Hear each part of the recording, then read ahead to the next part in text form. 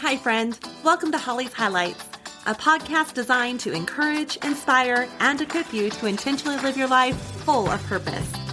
I'm your host, Holly Kirby, motivational speaker, leadership cultivator, marketing strategist, and personal cheerleader.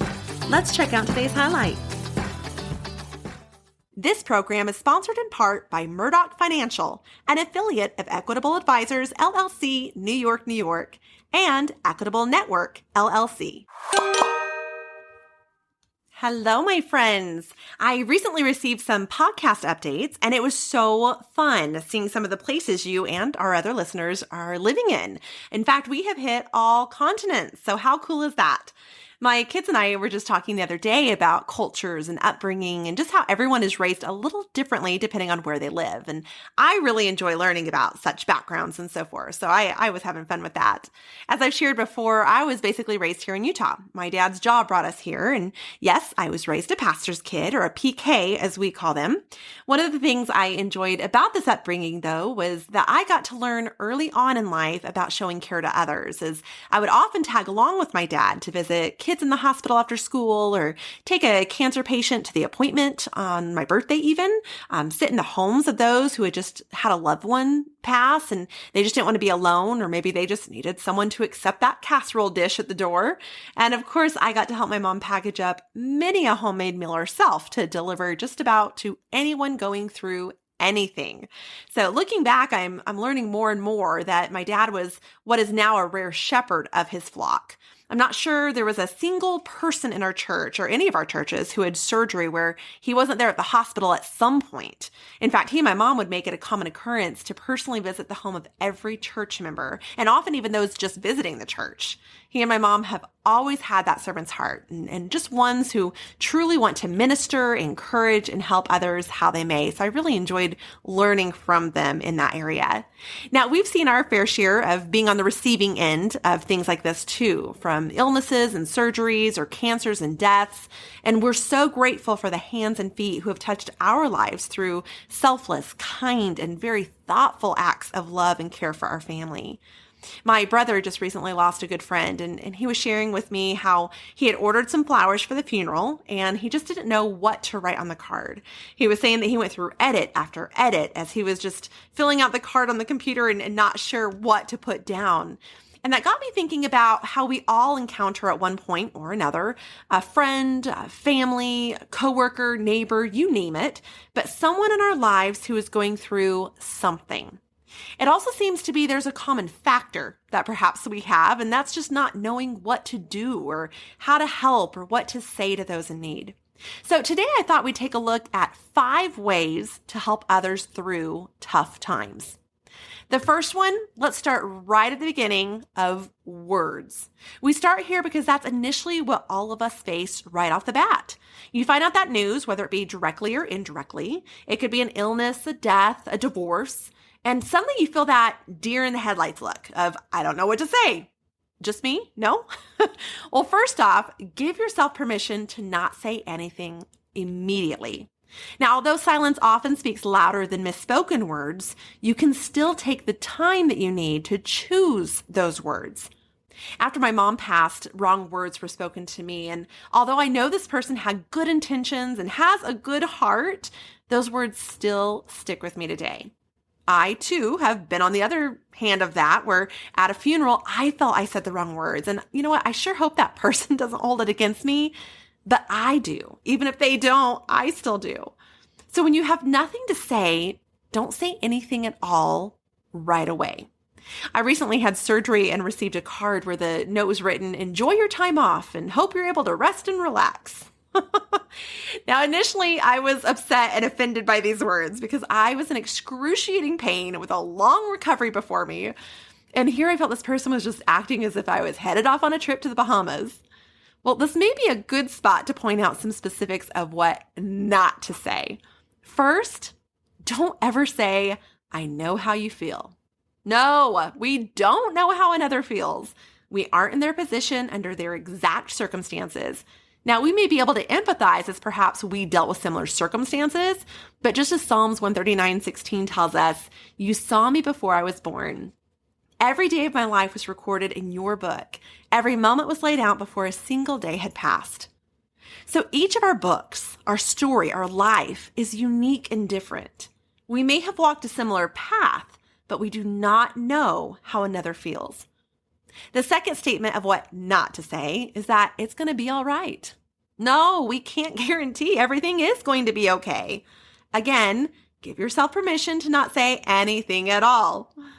And third, don't make it about yourself. If they ask you your advice, that's one thing, but be very careful to give unsolicited advice or some magic formula for what worked for you in a similar situation. Okay, so what do we say? Well, if you're of common faith, you could say something like, I don't understand this, but how may I pray for you and your family? Or in a card, maybe you write, thinking of you during this difficult time. Or in my case, above about my surgery, simply a love and then enter the person's name would have done the job. In person, you might express, I have no words. I'm so sorry to hear this. But bottom line, be genuine, be empathetic, be sincere. Now, of course, there are some situations that call for conversation where you have to use words, right? A visit to the hospital can simply be words of encouragement, like you're a strong woman, or I've heard this is the best hospital for, heart transplants or whatever it is. You're in good hands, stating it just as it is even as you come in. So I just wanted to drop in real quick to let you know we care. And again, if of faith, you could even conclude with, may I pray with you before I leave? Now, some of you may be really good with words. Then go for it. You're also the one who should probably be writing those notes on flowers or in cards, or the one visiting people in person. The second way to help others is through our time. Now, when my mom was diagnosed with glioblastoma brain cancer, we had a village surround us through their gift of time. One big teddy bear neighbor mowed my mom and dad's yard. A group of ladies rotated bringing in dinner once a week. That was so helpful, especially on her treatment days. And another came and pulled weeds as she knew that mom just loved her garden. So perhaps words isn't your thing, but you can give your gift of time. Now, this is where I have to chuckle at my parents and a regular conversation that they would have in our household. My dad would ask people, whether it be on the phone or in person throughout ministry, basically, he'd say, is there anything we can do for you? To which my mom would then get on him for, and she'd tell him to, instead of asking that question, to be specific in what they could realistically do, or in this case, what would they realistically do? And what I mean by that is my mom would cook for you or do your laundry, grocery shopping, you name it. But here she was, a full-time kindergarten teacher, and had us 3 kids at home, and then later on had 6 grandkids. So the only thing she did not want to offer anyone was child sit. In fact, she eventually got to the point where if she heard my dad say, is there anything we can do? She'd tell him once he got off the phone or he got in the car, if they say watch their kids, you're doing it. So think through what you are able to offer as time. By the same token, as much as we tend to throw a casserole at the situation and take people food, when I was helping care for my mom during her final days, a former mom of some youth I used to teach years ago had reached out to me and said, what can I do? She just didn't show up with a casserole or offer to do a meal or something like that. She said, what can she do? Now, I was surprised. I think I surprised both of us when I said laundry. Now, notice her approach, though. Not, if I can do anything, call me or let me know, or anything I can do for you, like my dad's response would be. Those are pretty passive, and let's face it, they leave it wide open. And how often do we really take people up on those offers? It's kind of awkward to call someone up and say, hey, remember when you said to let you know if I needed anything or anything you could do for me? Well, this precious one, she made the genuine gesture, a call to action of what can I do? And honestly, from someone who has a hard time accepting help, she made it pretty easy to be honest with her of an immediate need: laundry. Now, just like with words, this may be a good spot to point out what not to do with our time. First, not follow through. We once had someone offer to bring a meal after a surgery, and they showed up with all the items for a meal, but not prepared. Now, we were all kind of just staring at each other like, what do we do with all of this? If we commit our time to someone, especially during their time of need, for goodness sakes, follow through. People going through a tough time, they just already have so much going on, and it's hard to really focus in those moments at times. So they don't really want to hear your excuses of your busy day or something that came up, unless now you're going through a crisis too, of course. So just follow through. Second, don't overstay your welcome. Whether this be hospital visits or home visits, they all should be about 5 minutes. You show up, you listen to them, perhaps ask what their biggest challenge of the day is so you know how to pray for them. Just let them know they're missed, whether that be at work or school or church or in the neighborhood or wherever you guys connect.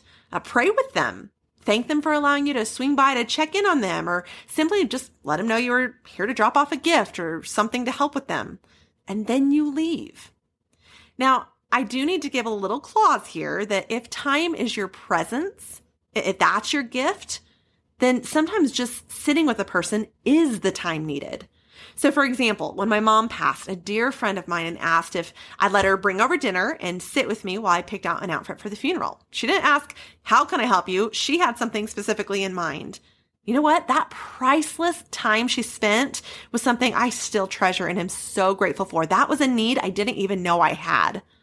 When my mom was poisoned by tea at a local restaurant, we had some church friends who just showed up in the waiting room with some snacks, and they sat there for hours in the waiting room just in case we needed a break to come out and just talk. That was priceless time. Now, a tip when giving your time, what do you know about the person? Tap into that. That will often reveal some of the ways you can serve them with your time. Are they a clean freak? Perhaps offering to clean their bathroom or tidy up their kitchen, or main common level where they're going to be staying during their recovery, or whatever that looks like. Do they have animals in the home that need feeding, or kids that need rides to and from school or church or sports? Is a key individual down to where you could do that person's chores, so to speak? My husband used to take out the trash cans. So when he left, that was one thing I would always forget to do, take out the trash cans to the curb for the garbage truck. Well, a sweet older neighbor of mine noticed this, and he had seen my former husband take out the trash cans back when we were married. And so he took it upon himself to, whenever he set out his garbage cans, he'd just come over and pull mine out too. I got to tell you, going through a divorce, that was such a simple gift of time, and yet it made such a difference. So the more you know people, the more observant you are of people, the better you'll have an idea of how to help them too. The third way is causes, supporting their causes. There are some life trials that impact people so significantly that they get involved with various causes. So whether this be a 5K, a garage sale fundraiser, a silent auction, becoming an advocate, the challenges of life become a passion, and your support of that cause can go such a long way. After my dad's heart attack, he became an advocate for the American Heart Association, and our whole family got involved in the 5K walks that they would have. Our family listening to his experience of being an advocate was support to him, but us showing up at the walks to walk with him was of encouragement to him. And then there were some dear friends of ours that have a child with a lifelong illness, and they started a group in a walk for that cause years ago, and we got involved in taking part in walking in it. Now, through the years, the date has fallen on a time when we're often out of town, so we're not able to presently be there, but we're able to at least make a donation to show our support. As many of you have heard from past episodes, my daughter is an ambassador with Huntsman Cancer Institute. And as a result of my parents, so her grandparents battling cancer, she's raised just under $15,000 in the fight against cancer. I can tell you, those contributing donations to her cause have impacted her greatly. So what causes are those around you involved in, and how can you show your support? You'll often learn a lot about the person by what causes they are involved in. You can hear stories of things that you didn't even know happened in their life and build that connection, but again, support them. Perhaps it's hanging a poster up at your business, or financially contributing, taking part in just showing up, helping promote on your social media, or maybe using your talents to help make t-shirts or give marketing advice, or offer to pick up silent auction donations or make phone calls or any other avenue. This is a simple way to not only show your care and support, but even helping show such care long after the initial impact or the devastation of an event in someone's life. After all, remember that heartache for those in need doesn't just happen at the initial moment of the trial. It's in that first year without that loved one. It's the milestones after that divorce. It's even the continued grieving process of what has been lost. Number 4, financial giving. Now, of course, this seems to be a number one way people assume help is needed. And although money doesn't fix everything, it sure can help in certain situations. I don't think any of us would disagree with that. But it may surprise you, though, that there are various ways to give financially without just giving cash. A more popular way to give right now is those funds that can be set up online. But did you realize the high percentage and the cents per donation that is deducted from each and every transaction? That's a lot of money deducted from what is intended to go to the recipient for whatever cause it is. So next time you hear if someone is going through a rough time and perhaps they're looking at a fund like that or whatnot, think through practical needs that they may be experiencing. Perhaps you can purchase a grocery store gift card for them. Contact their utility company and pay their bills directly. Now, a caution on this one, make sure they aren't renting, because otherwise the property owners may be the ones to benefit from this and not pass on that payment discount to the renters that you're intending for it to help. You could purchase a Visa gift card for them to use however they need. Send them a DoorDash gift card or order a meal from DoorDash or other third party for them. Donate or let them borrow items they might need. A friend of mine was having surgery and needed an ice machine. I happened to have one of those from a surgery years ago and was happy to lend it to them. Also, don't neglect the opportunity for others to join in on the gift giving. The more the merrier, and the more the impact can be too. I'll never forget going through my divorce. A precious friend showed up on my doorstep to give me a hug and just remind me I was loved and being prayed for. And then she handed me an envelope that she said was from her Bible study group, and they just wanted to show God's love during this horrible time to me. So I opened it up, and inside was a gift card to grab a Starbucks by myself, another to help with groceries, another to take the kids out to dinner, and even a Visa gift card I think was in there to just use however was needed. I was shocked. I was humbled. Okay, I may have bawled a little bit too, but it didn't matter the amount. It mattered that they showed such thoughtful care during such a devastating time. It lifted my head and basically just reminded me God has me and that I wasn't alone. So your financial gift doesn't have to be that of a millionaire. It can simply meet a need, and needs come in all sizes. Now, number 5, we're here at the final one. Be creative. Use your creativity. As a little girl, I was put on bed rest to be in traction 24/7 for months. And there was the sweetest lady from our church. Her name was Kim. And her son, they both came up and dressed all up as clowns to come visit me. And during that visit, they kept pulling from their shirts and hats and behind their backs and everywhere crayon boxes and coloring books and all sorts of age-appropriate gifts for me to be able to do while they were in bed. Such creativity in their visit. Now, fast forward about 30 years, and that same hip disease had me on bed rest for many weeks. There again, a very thoughtful woman, Miss Carrie, I'll never forget her loving act toward me. She went to the effort of picking up a wheelchair from church and coming to take me for a stroll around the neighborhood in that chair. That was the only way I was able to get out and about. I cannot tell you how therapeutic that was. Feeling the sun on my face, the gentle breeze, the fresh air. And then just recently when I had to have a major surgery for yet again this same hip issue, my friend Tony had been through this same or similar at least surgery. So he sent me encouraging texts throughout the week, and they were just ones that showed like where progress should be, or maybe words of affirmation and validation of thoughts and feelings, and even just encouragement on surviving a new day. Each of these were so creative though, and they ministered to me in such mighty ways. So whether it be your words, your time, your participation in supportive causes, your financial gift, use your creativity to meet the need. Don't feel there has to be a cookie cutter way to accomplish simply showing care for another person. What are you able to do? Then go for it.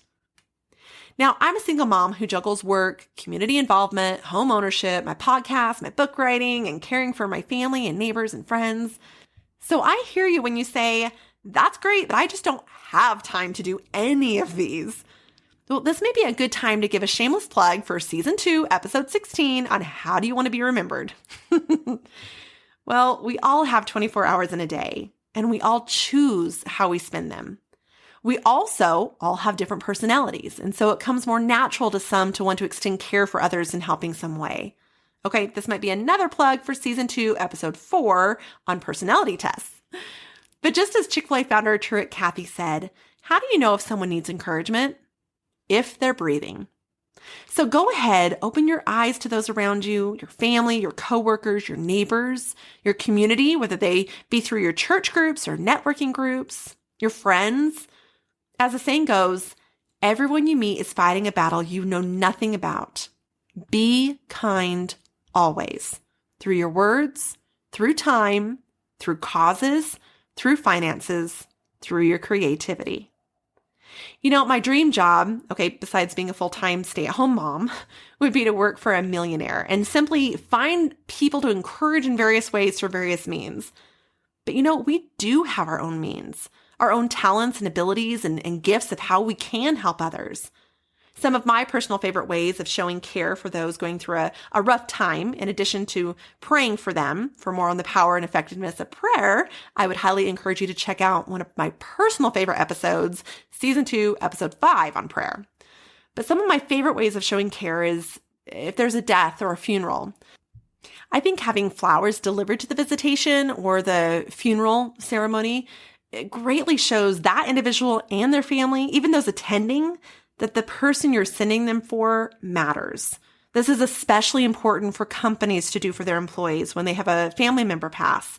If there isn't an official funeral, or if you're having challenges finding the info to send flowers to a funeral or for a visitation, or flowers might not be appropriate, then I like to send the person I do know a gift card to purchase a shrub or flowers or even a tree to plant in their loved one's memory at their own home so that every time they see that, they can think of that loved one. For hospitalizations, pre-COVID, I hand-delivered flowers, but post-COVID or even during COVID, having the hospital gift shop deliver flowers. They're really good about that. And you can do a card with it that they'll write up for you. I think that shows visual support of that person in their room.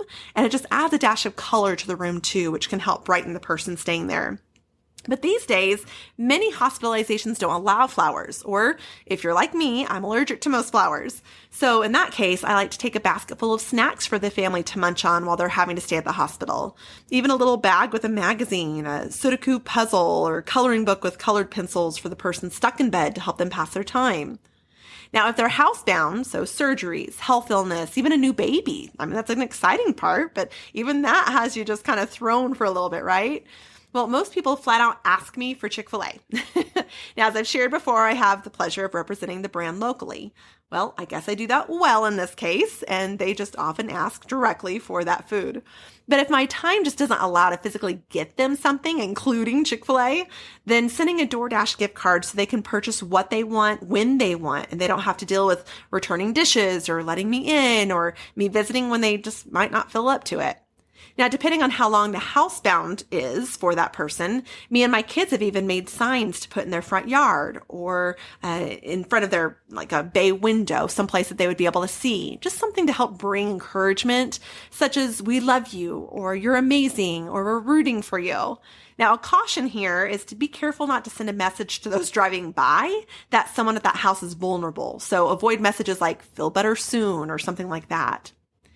If there's a passing of an animal, I'm really heartfelt toward that. I had a dog, as I've shared before, Dakota, pass away to bone cancer. So if there's an animal that passes away, I like to put together a basket of all types of tissues and deliver it with a card of care. Or I'll purchase a stepping stone for them to put in their garden in memory of their furry friend. Now, of course, with my own experiences, I've received many a phone call letting me know of their spouse walking out and that they're finding themselves having to go through an unwanted divorce, or even ones who have lost their loved ones or gone through breakups, or even those battling depression or just feeling alone or down. Well, inviting them over to join us for dinner or to play games or taking them out to lunch or for a cup of coffee and just listen to them, all of those can be very helpful. I was recently reading in a study that Harvard did where 36% of all Americans, including 61% of young adults, that's a high number, and 51% of mothers with young children. And think about that for a second. Half? That's crazy. Well, those numbers are reported to feel serious loneliness. So what can you do to just simply invite them with you? For us, we like to have them join our family in doing things that we're already doing. Maybe that's grabbing ice cream or watching their child play in a sport or watching your child play in a sport if they don't have kids. We've invited people to do that and they've loved it. Invite them to go on hikes or walk around the neighborhood even. It can be simple. Just have them tag along with you on something you're already doing. Now, I like the perspective of former First Lady Eleanor Roosevelt. As she puts it, since you get more joy out of giving joy to others, you should put a great deal of thought into the happiness that you're able to give. Let me say that again. Since you get more joy out of giving joy to others, you should put a good deal or great deal of thought into the happiness that you're able to give.